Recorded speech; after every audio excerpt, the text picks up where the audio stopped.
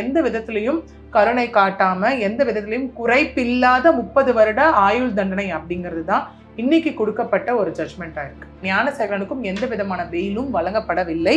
ஜனவரி 5ஆம் தேதி 2025 அப்பவே அவர் மீது வந்து கூண்டாஸ் ஆக்டும் போடப்பட்டாங்க. செக்ஷன் 358 BNSS படி வந்துட்டு நீதிமன்றமே வந்து இல்லைங்க இந்த எவிடன்ஸ் எல்லாம் பார்த்துட்டு யாரோ ஒருத்தர் இதில் விடுபட்டிருக்காங்க, இவங்க குற்றவாளிங்க அப்படின்னு அவங்க கருதினா தாராளமாக அவரையும் இணைத்து நீதிமன்றம் இதில் விசாரணை நடத்தலாம்.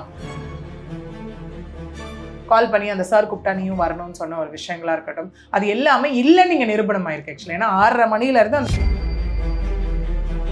பொள்ளாச்சி கேஸ்ல பாத்தீங்கன்னா மெயினா அந்த விக்டிம்க்கு கொடுத்த protection main, victim and witness. ஏன்னா ஒரு கேஸ் வந்து இன்னைக்கு பிறல் சாட்சியா மாறுறதும் சாட்சியங்கள் வராம போறதுமா தான் ஒரு கேஸ்க்கு பெரிய வீக்னஸே. பாதிக்கப்பட்ட பெண்கள் யாரா இருந்தாலும் தைரியமாக வெளியில வரணும். அவங்களுக்கான நீதி என்னைக்குமே மறுக்கப்பட போறது கிடையாது. ஸ்ட்ராங்கா இருக்கணும். பாதிக்கப்பட்ட பெண்களுடைய பெற்றோர்கள் எந்த அளவுக்கு உறுதுணையாக இருந்தால் இந்த மாதிரி குற்றவாளிகள் தண்டிக்கப்படுவாங்க அப்படிங்கிற ஒரு விஷயம் இருக்கு. ஏன் அந்த பெண் அங்கே போகணும், ஏன் அந்த பெண் அங்கே உட்காந்து பேசணும், அந்த பொண்ணுக்கு அப்பாங்க என்ன வேலை, லவ் பண்ணாதான் காலேஜ் போறாங்களா, அந்த மாதிரி நிறைய கொஸ்டின்ஸ் அந்த இடத்துல இருந்தது. இது வரைக்கும் யாரா இருந்தாலுமே நீங்க 2 பேரும் பேசிட்டு இருக்கிறது நான் போட்டோ எடுத்து வச்சிருக்கேன், காலேஜுக்கு வந்து சொல்லி டிசி வாங்கி கொடுத்துருவேன், உங்க பேரண்ட்ஸ்ட சொல்லிடுவேன்னு சொல்லும் போது எந்த பெண்ணினுடைய மனநிலைமையும் ஃபர்ஸ்ட் எப்படி இருக்கும் அப்படின்னா தெரிஞ்சுட்டா ஐயோ நம்மள வீட்டில் படிக்க அனுப்ப மாட்டாங்களோ.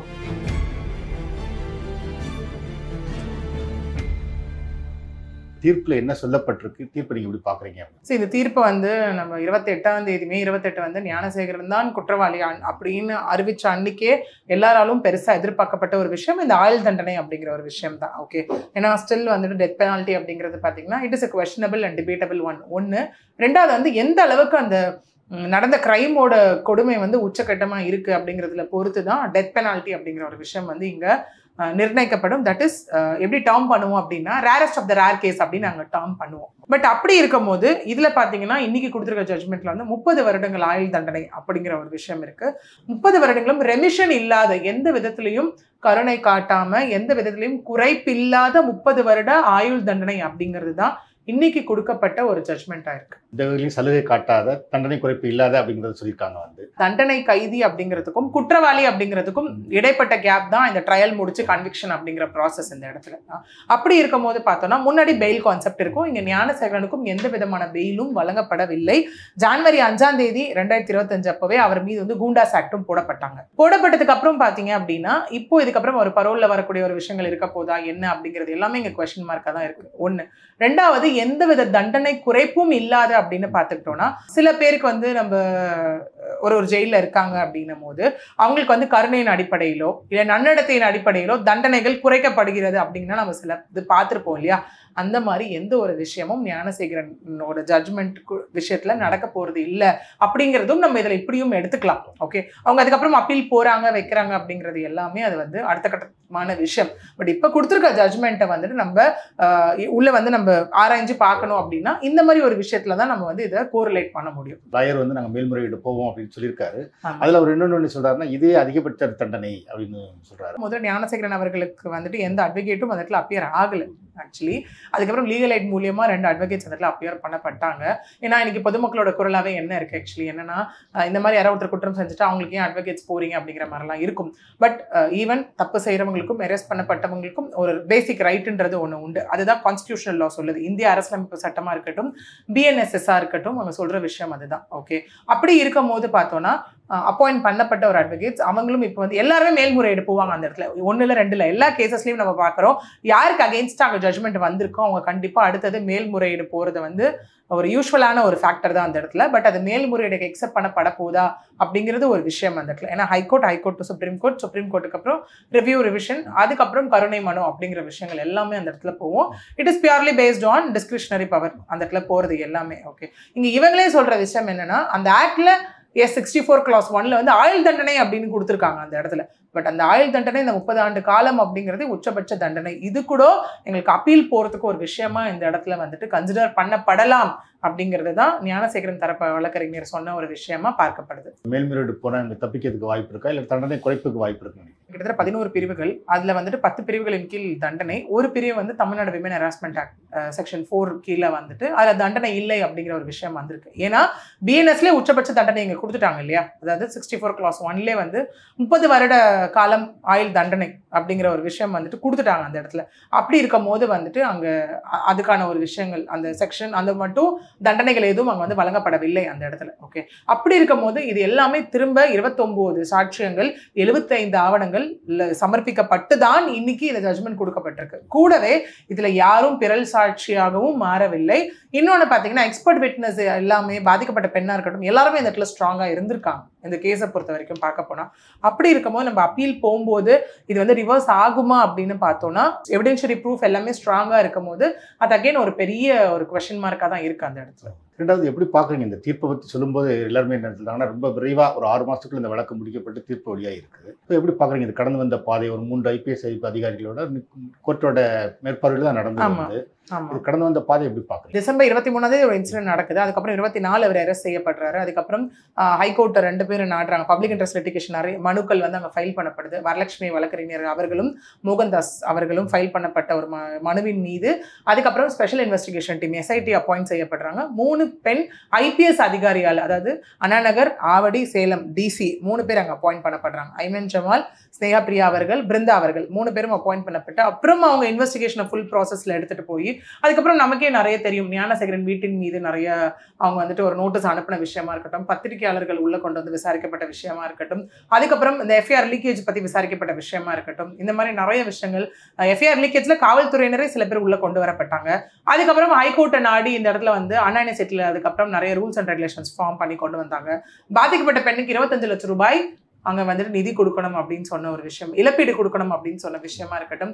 இன்னொன்று வந்து கமிஷனர் அவர்கள் வந்து இல்லை ஒருத்தர் தான் கன்க்ளூசிவாக அங்கே சொல்லிட்டாங்க, இன்னொன்று ப்ரெஸ் மீட் கொடுக்கறதுக்கான பெர்மிஷன் வாங்கினாங்களா அப்படிங்கிற மாதிரிலாம் நிறைய விஷயங்கள் ஒரு கண்டனங்கள் எழுப்பப்பட்டு தேவைப்பட்டால் நடவடிக்கை எடுக்கலாம்ன்ற ஒரு விஷயம் போச்சு. அதுக்கப்புறம் சுப்ரீம் கோர்ட்டை நாடி மற்ற எல்லா விஷயங்களும் அதன்படியே இருக்கும்.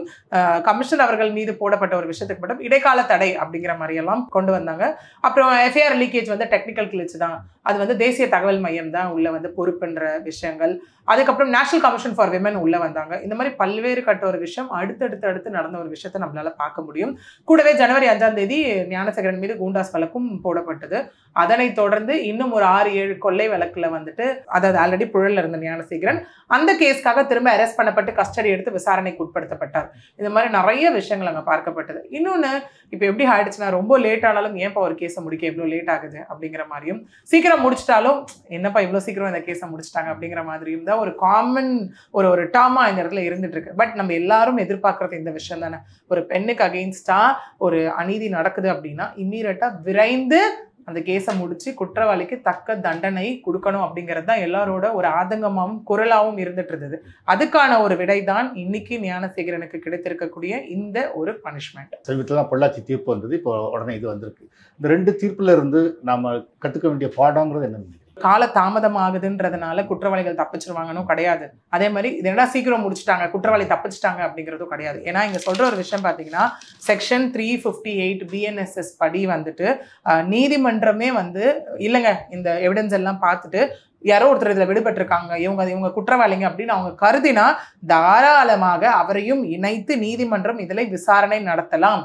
பட் ஆனா எவிடென்ஷியரி ப்ரூஃப் எல்லாமே ஞானசேகரனை நோக்கி ஞானசேகரனை மையமாக வைத்து தான் இருக்கு இந்த இடத்துல. ஓகே, மெயினா இதுல பார்க்கப்பட்டது அந்த கால் தான். கால் பண்ணி அந்த சார் கூப்பிட்டா நீயும் வரணும்னு சொன்ன ஒரு விஷயங்களா இருக்கட்டும், அது எல்லாமே இல்லை நீங்க நிரூபணம் ஆயிருக்கு. ஆக்சுவலி ஏன்னா 6:30 மணில இருந்து அந்த 8:52 வரைக்கும் ஞானசேகரன் ஃபோன் வந்து ஃபிளைட் மோட்ல தான் இருந்ததாகவும் ஆன் பண்ணும்போது மிஸ்டு கால் அலர்ட் வந்தது. அது எல்லாமே ஏர்டெல் தரப்புல இருந்தும் ஒரு எக்ஸ்பர்ட் ஒரு வந்து விட்னஸ் கொடுத்துருக்காங்க. தென் ஞானசேகரன் வந்து இதுல இன்னொன்று தடயங்களை அழித்தல் அப்படின்றதுக்கான செக்ஷனும் இதுல போடப்பட்டிருக்கு. அதனால ஃபாரன்சிக் எல்லாத்தையும் ரிட்ரை பண்ணி அவங்க தரப்புல இருந்தும் இங்க வந்து விட்னஸா உள்ள வந்திருக்காங்க. ஓகே, ஸோ இப்படி இருக்கும் போது பார்த்தோம் அப்படின்னா ஞானசேகரன் தான் இதுல குற்றவாளி அப்படிங்கிறது தான் திரும்ப திரும்ப இருக்கக்கூடிய ஒரு விஷயமா இருக்கு. ஓகே, ஏன்னா இங்க இந்த ஜட்மெண்ட் வந்து யாருமே விமர்சிக்க கூடாது, இந்த இடத்துல கிரிட்டிசிசம் பண்ணக்கூடாது. பட் இந்த ஜட்மெண்ட் இது வந்திருக்கு அப்படின்னு இன்டர்பிரேட் பண்ணலாம். தான் ஆக்சுவலி. இதனை யூஸ் பண்ணி இந்த செக்ஷன்ஸ் இதுக்காக கொடுக்கப்பட்டது அப்படிங்கிற ஒரு விஷயம் இருக்கு. இதே பொள்ளாச்சி கேஸ் போனீங்கன்னா கிட்டத்தட்ட 6 வருடங்கள் இல்லையா ஜட்மெண்ட் வர்றதுக்கான பீரியட். பட் அதில் அங்கே வந்து அவ்வளோ சாட்சியங்கள், அதில் இருக்க வீடியோஸ் 1000க்கும் மேற்பட்ட வீடியோஸ் எல்லாத்தையும் ரிட்ரைவ் பண்ணி கொண்டு வர ஒரு விஷயம். ஸோ ஒரு விஷயம் தான் இதுல இருந்து நம்ம தெரிஞ்சுக்கணும். பாதிக்கப்பட்ட பெண்கள் யாரா இருந்தாலும் தைரியமாக வெளியில வரணும். அவங்களுக்கான நீதி என்னைக்குமே மறுக்கப்பட போறது கிடையாது. ஸ்ட்ராங்கா இருக்கணும். பாதிக்கப்பட்ட பெண்களுடைய பெற்றோர்கள் எந்த அளவுக்கு உறுதுணையாக இருந்தால் இந்த மாதிரி குற்றவாளிகள் தண்டிக்கப்படுவாங்க அப்படிங்கிற ஒரு விஷயம் இருக்கு. அதுக்கு அடுத்தது இதுல நிறைய விஷயங்கள் லீக்கேஜ் ஆச்சு, எல்லாமே ஓகே. பொள்ளாச்சி கேஸ்ல பாத்தீங்கன்னா மெயினா அந்த விக்டிம்க்கு கொடுத்த protection main, victim and witness. ஏன்னா ஒரு கேஸ் வந்து இன்னைக்கு பிறல் சாட்சியா மாறுறதும் சாட்சியங்கள் வராம போறதுமா தான் ஒரு கேஸ்க்கு பெரிய வீக்னஸே. பட் அங்கே ரொம்ப ஸ்ட்ராங்காக இருந்தது அவங்க எல்லாமே தான். ஏன்னா அது சிபிஐக்கு மாற்றப்பட்ட ஒரு கேஸு, அவங்களுக்கான ப்ரொடெக்ஷன் அங்கே கொடுக்கப்பட்டது. ஸோ அந்த மாதிரி ஒரு கேஸ் வந்து ஒரு டைம் எடுக்குது அப்படிங்கிறதுக்காக, இல்லை நியாயம் கிடைக்கவே கிடைக்காது அப்படிங்கிறது கிடையாது. நான் சொன்ன மாதிரி சீக்கிரம் முடிஞ்சிருச்சு அப்படிங்கிறதுக்காக நியாயமே இதில் இல்லைப்பா தப்பான ஒரு ஜட்ஜ்மெண்ட் அப்படின்னும் கிடையாது.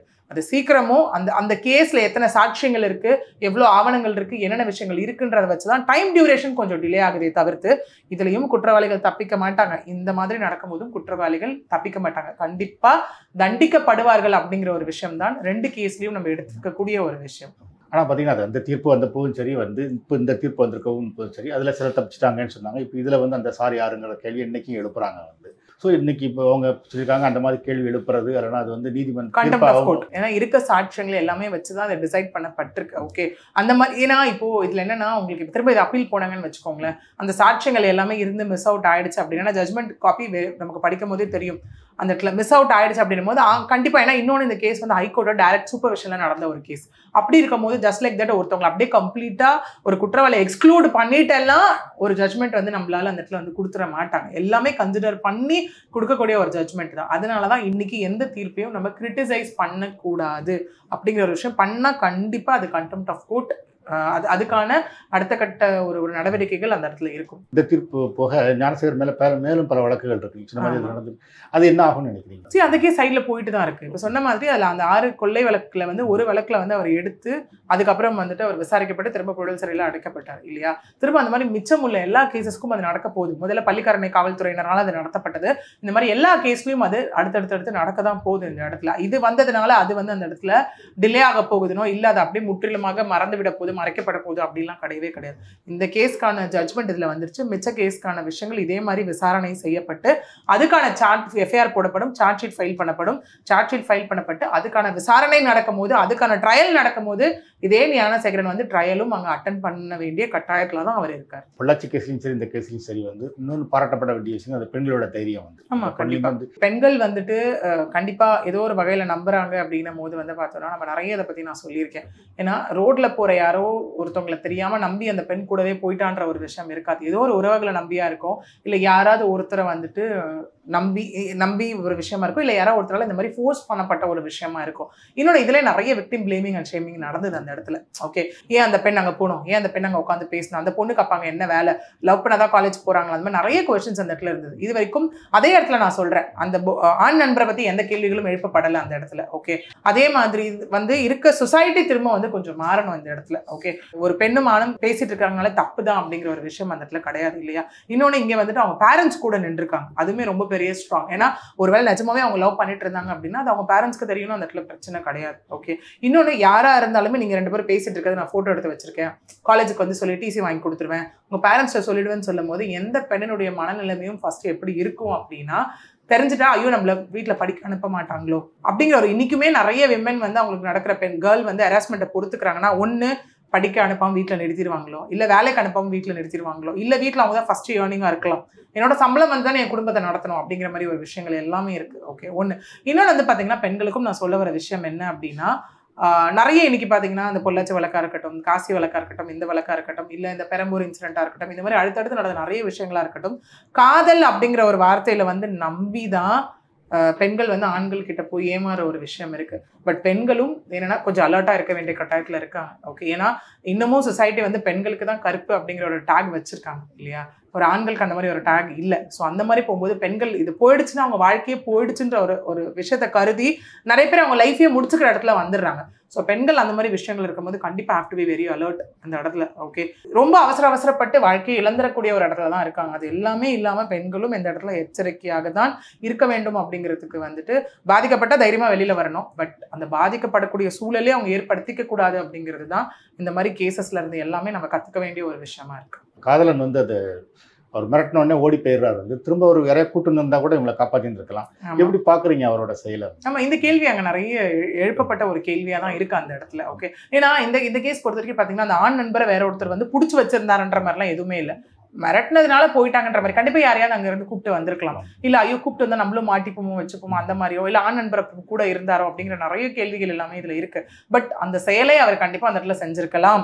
இந்த இடத்துல செஞ்சிருந்தா கண்டிப்பாக இந்த பெண் வந்து இன்னும் வந்து அங்கே பாதுகாக்கப்பட்டிருக்கலாம் அந்த இடத்துல. ஆக்சுவலி எல்லாருமே இன்னொன்னும் இந்த இடத்துல சொல்லலாம், பதட்டத்தில் புரியாது அப்படி இப்படின்லாம் சொல்லலாம். பட் என்ன சொன்னாலும் பட் அந்த இடத்துல அந்த ஆண் நண்பர் அதை செய்ய தவறிட்டாரோ அப்படிங்கிற ஒரு கேள்வி எல்லாருக்குள்ளேயும் இருக்கு அந்த இடத்துல. இந்த மாதிரி கேசஸ் வந்து உங்களுக்கு பொறுத்த வரைக்கும் சொல்ற மாதிரி முடிஞ்ச அளவுக்கு நம்ம அலர்ட்டா இருக்கணும் அந்த இடத்துல. அதை தாண்டி ஒரு விஷயம் நடந்துருச்சு அப்படின்னும் போது கண்டிப்பா வெளியில வரும்போது தான் இந்த மாதிரி, ஏன்னா இதுக்கெல்லாம் ஒரு ஃபுல் ஸ்டாப் வைக்கணும் இல்லையா. கண்டிப்பா அந்த குற்றவாளிகள் வந்து தண்டிக்கப்படுவாங்கன்னு ஒன்று இருக்கு. இன்னொன்று திரும்ப இந்த சொசைட்டிக்கான ஒரு விஷயம் தான். ஓகே, திரும்ப அந்த இடத்துல வந்து பெண்களையே பின் பாயிண்ட் பண்ணிட்டு இல்லாம வீட்லேயும் சில இடத்துல வந்து பார்த்தோம் அப்படின்னா நிறைய சொல்லி வளர்க்கணும். ஆக்சுவலி பெண் பிள்ளைகிட்ட போய் நம்ம வந்து இல்லை இதெல்லாம் வந்து உனக்கு நடந்தால் தப்பு, இதெல்லாம் நடந்தால் நீ இப்படி ரிப்போர்ட் பண்ண நம்ம வந்து வெளியில் சொல்கிறோம். Even good touch bad touch எடுத்துக்கோங்களேன். இதே ஒரு ஆண் குழந்தைகிட்ட போயிட்டு அந்த இடத்துல நம்ம வந்து இல்லைப்பா நீ இப்படிலாம் பண்ணினா உன் லைஃப் முடிஞ்சிடும், நீ ஒரு பெண்ணை இப்படி தொட்டா தப்பு, நீ இப்படி தொட்டா கரெக்டு, இப்படிலாம் தொட்டினா உன் லைஃப்ல நீ இவ்வளோ எய்ம் வச்சிருக்கல, அந்த எய்ம் எல்லாமே ஸ்பாயில் ஆகிடும்னு சொல்லி பாருங்க. அதுக்கப்புறம் அந்த பையன் அந்த விஷயத்த பண்ணுவானா? இதை தான் இங்கே எல்லாருமே பண்ண தவறிட்டு இருக்கோம். இந்த விஷயத்த கண்டிப்பாக பண்ணால் மேபி நம்ம இந்த குற்றங்கள் எல்லாம் தடுப்பதை வந்து அந்த எண்ணத்துல இருந்தே நம்மளால தடுக்க முடியும் அப்படிங்கிறது தான் நிதர்சனமான உண்மை இந்த இடத்துல. நன்றி.